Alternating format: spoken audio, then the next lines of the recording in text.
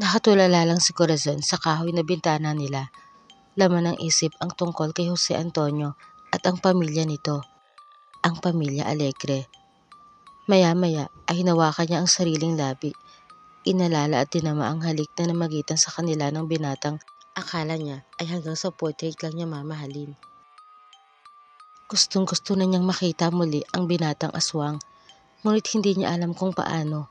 Batid niyang hindi na siya maaring bumalik sa mansyon ngayong alam na niya ang lihim ng pamilya Alegre. Baka nga pinaghahanap na siya ng mga ito para sunod na ihain sa mesa nila. Hindi mapakali si Cora. Natatakot man siya sa mga aswang ay hindi niya mapigilan ang puso na umibig kay Jose Antonio.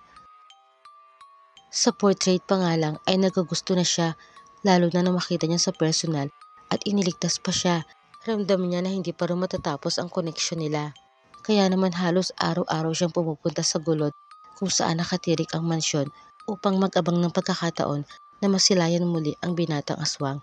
Hindi na nga lang siya makapasok sa mansyon dahil mahigpit ang bantay. Naisip niya, ano kaya kung dumaan siya sa tunnel kung saan siya pinatakas ni Jose Antonio? Baka naman tulog ang mga aswang sa oras ng umaga. Alam niya mga vampira lang yun eh. Paano kung makita siya sa CCTV? Ang mga tanong sa isip ay hindi maalis hanggang sa pagtulog. Hanggang sa hindi na nakatiis si Cora, muli siyang pumasok sa tunnel sa katirikan ng araw. May dala siyang asin at kawayang pinatulis. Matagumpay naman siya nakapasok sa loob. Naalala niyang sinabi sa kanya ni Jose Antonio na nakikita siya nito sa CCTV. Sa tuwing nasa harap siya ng portrait nito, kaya naman doon siya pumesto upang makuha niya ang atensyon ng binata. Gusto niya ulit itong makita at makausap. Si Manang Stella na mayordoma ng mansyon ang nakakita sa kanya. Agad siya nitong nilapitan at pinagtulakan o umalis na. Huwag daw niyang baliwalain ang pagtulong sa kanya ni Jose Antonio na makatakas sa mansyon. Delikado na raw doon ang buhay niya mula nang matuklasan niya ang lihim ng pamilya Alegre. Inamin ni Cora na nainlove siya kay Jose Antonio kaya pumasok ulit siya sa mansyon.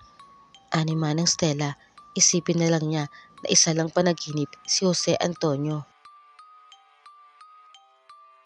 Bigong bumalik sa tunnel si Cora. Saglit siyang naupo ron at dinama ang kabiguan niya makitang muli ang binatang aswang. Ang nag-e-echo niyang pag-iyak sa tunnel ay nakarating sa matalas na pandinig ni Jose Antonio, kaya't mabilis itong nakarating sa kinaroroonan niya. Napatayo si Cora, hindi makapaniwala na nasa harapan niyang muli ang binata. Tinanong nito kung bakit pa siya nagbalik. Aniya, hindi na niya matiis ang puso niya na hinahanap-hanap ang binata. Mariin siyang hinawakan nito sa braso. At sa muling pagkakataon ay nilabas ng tunnel. Hindi raw yata naiintindihan ng dalaga ang komplikado nilang sitwasyon. Ani Cora, handa siyang harapin ang panganib makasama lang niya si Jose Antonio. Pero hindi yun tinanggap ng binata. Nilabasan ng pangil ang dalaga at muling ipinagtulakan palayo. Kinagabihan, nagising na lang si Cora sa pagkakagulo ng mga tao. Bumangon siya at tinanong sa inang at titang niyang nakasilip sa bintana kung ano ang nangyayari. Anang mga ito, patungo raw ang mga nagroroda sa mansyon sa gulod. Dahil napag-alaman aswang ang mga nakatira ron, lumalaganap na raw kasi ang pambibiktima ng mga aswang sa baryo. Kaya nagsagawa na ng pagroronda. Kinabahan si Cora. Labis siya nag-alala para kay Jose Antonio. Bumalik siya sa silid at tumaan sa bintana. Alam kasi niya na hindi siya papayagan ng mga magulang na lumabas. Nagimbal si Cora sa tagpong dinatnan. Ang mansyon ay unti-unti nang tinutupok ng apoy. Natutop na lang niya ang sariling bibig. Buong akala nga niya ay kasama lang natupok ang mga aswang at mga kapwa kasambahay doon. Ngunit gano'n na lang ang pagkabigla niya nang makitang inaatake na pala ng pamilya Alegre ang mga nagroronda. Natakot siya at napaatras. Sa pag-atras niya ay nagulat siya nang mula sa likuran niya ay sumulpot si Jose Antonio. Isinandal siya nito sa puno habang sinasakal. Galit na ibinintang sa kanya ang pagsugod ng mga nagroronda sa mansyon. Marahil daw ginawa niya yon dahil sa pagtanggi nito sa pag-ibig niya. Sa kabila ng hirap na paghinga ay giniit ng dalaga na wala siyang kinalaman sa nangyari. May sasabihin pa sana si Jose Antonio nang isang sibat ang lumipad mula sa likuran na tatama sana sa kanya, ngunit maagap na iniharang ni Cora ang kanyang sarili. Hindi makapaniwala si Jose Antonio, kinarga niya ang dalaga at mabilis silang tumakas palayo sa lugar. Nagkanya-kanya na rin ang pagtakas ang mga nagroronda dahil hindi nila makayang lipulin ang pamilya Alegre. Mula noon ay kinatakutan na ang mansyon, ni walang gustong mapagawi sa gulod. Hindi naman natupok ang buong mansyon kaya't hindi nagtagal ay muli itong nailagay sa ayos ng pamilya.